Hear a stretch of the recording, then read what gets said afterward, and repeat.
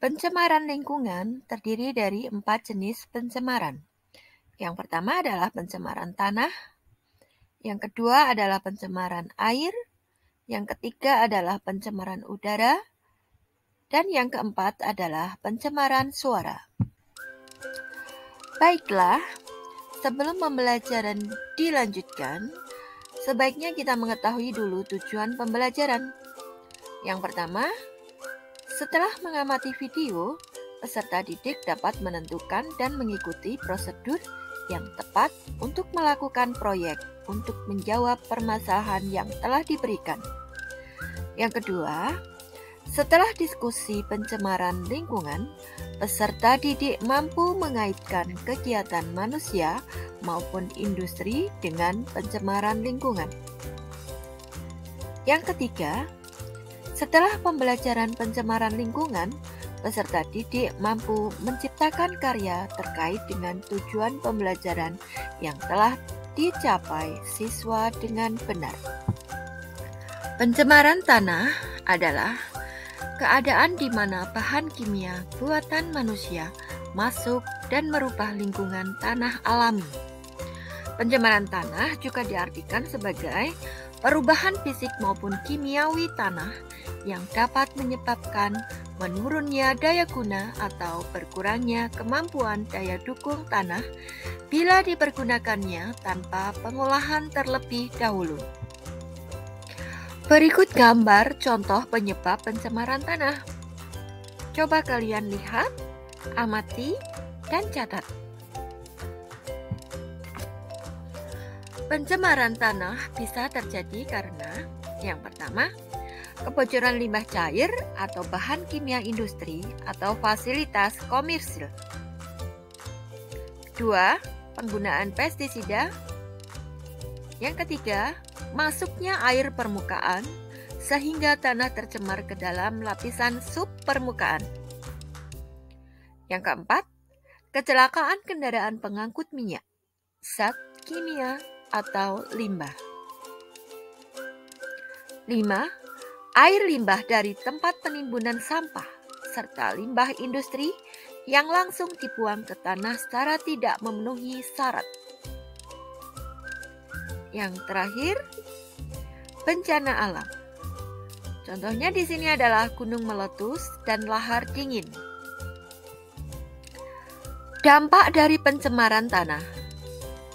Yang pertama, bagi kesehatan. Beberapa bahan kimia dapat menyebabkan kerusakan otak dan gangguan ginjal pada anak-anak. Dapat meningkatkan kemungkinan terkena leukemia, menyebabkan kerusakan hati, gangguan pada saraf otot, penurunan sistem saraf pusat. Terdapat beberapa macam dampak kesehatan yang tampak seperti sakit kepala, pusing, letih, iritasi mata, dan ruam kulit untuk paparan bahan kimia yang disebut di atas. Yang jelas pada dosis yang besar, pencemaran tanah dapat menyebabkan kesehatan. Dampak yang kedua yaitu pada ekosistem. Perubahan kimiawi tanah yang radikal menyebabkan perubahan metabolisme pada mikroorganisme endemik dan antropoda yang hidup di lingkungan tanah tersebut.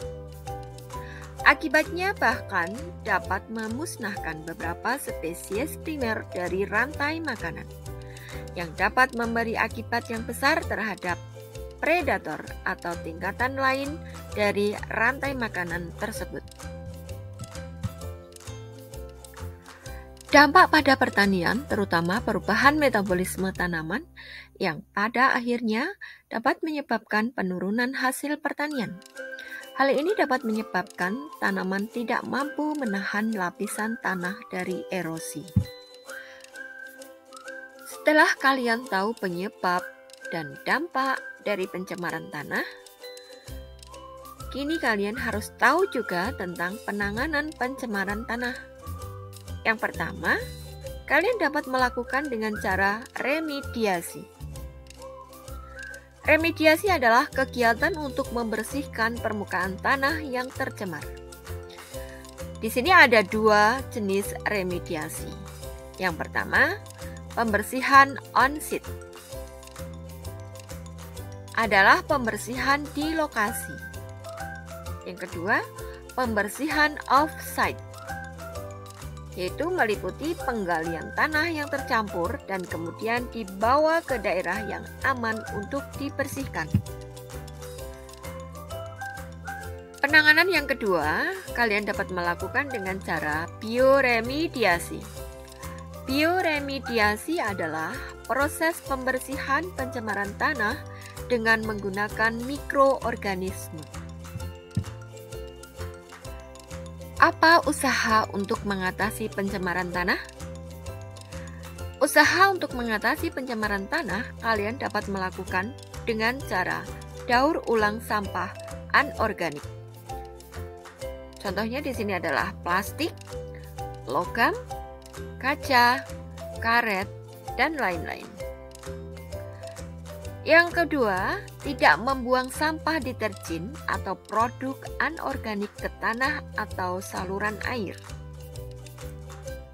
Yang ketiga, menjaga kelestarian tanaman untuk mengurangi pengikisan lapisan humus tanah oleh air hujan. Yuk kita kerjakan 5 soal post-test berikut. Sebelum pembelajaran diakhiri, marilah kita semua merefleksi diri ya.